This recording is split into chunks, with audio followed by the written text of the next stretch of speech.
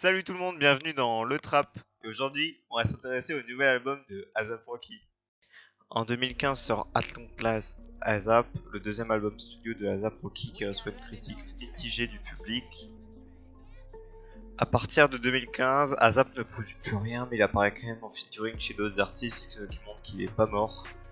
Après 3 ans, l'attente pour son album commençait vraiment à faire long. Le 27 mars 2018, il sort enfin un nouveau son, Bad Company, en featuring avec Blockboy JB. Je suis pas un grand fan du son, mais Blockboy JB était à ce moment-là en train d'exploser. Donc c'était un super bon plan de sortir une musique avec Blockboy JB et ça a buzzé, donc c'était un très bon retour pour A$AP. Le 5 avril, il sort A$AP Forever avec un beat et un featuring de Moby. Un morceau avec un son typique de Rocky. Le morceau est pas mal, je l'aime bien, le public aussi l'a bien aimé. Il annonce que c'est le premier morceau officiel de son album Testing. On sait donc qu'on n'aura pas à attendre encore longtemps. Le 20 mai, un live est en diffusion sur la chaîne YouTube de A$AP. Rocky se met en scène dans une sorte de cage en verre et joue un cobaye.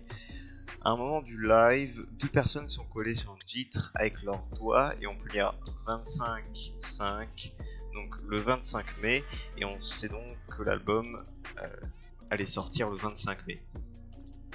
Le 24 mai à 23h59, le monde est en apnée et là, boum, Big Shaq. Il est minuit et les Français viennent de se rendre compte que minuit au States c'est 6h du mat ici.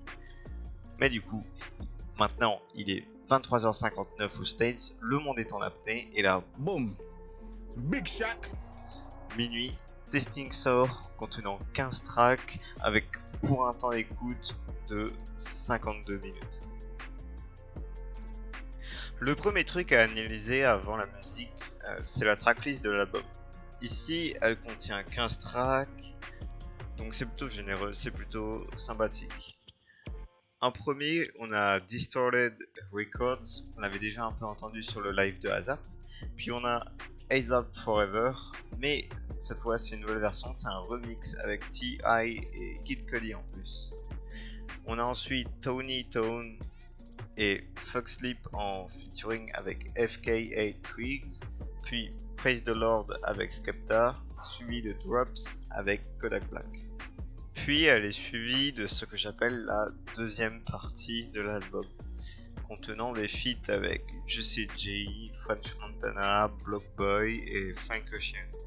Pour l'instant, juste avec la tracklist, l'album semble prometteur, mais est-ce que la musique va suivre? On va voir ça. L'album commence avec Distorted Records qui pour moi et restera la meilleure track de l'album. Pour une première écoute, ça commençait déjà bien. L'écoute continue avec du coup le remix de A$AP Forever, une bonne track, et à partir de là, je trouve que les tracks sont moyennes pour la première écoute. Et puis vient le moment où arrive le morceau avec Kodak Black. Et je m'attendais à un bon gros banger, à un truc qui allait sauver l'album. Je lance le son et je découvre que c'est juste une interlude avec Kodak Black au téléphone. A$AP avec Kodak en feat et il s'est dit ah bah on va le mettre au téléphone sur une interlude.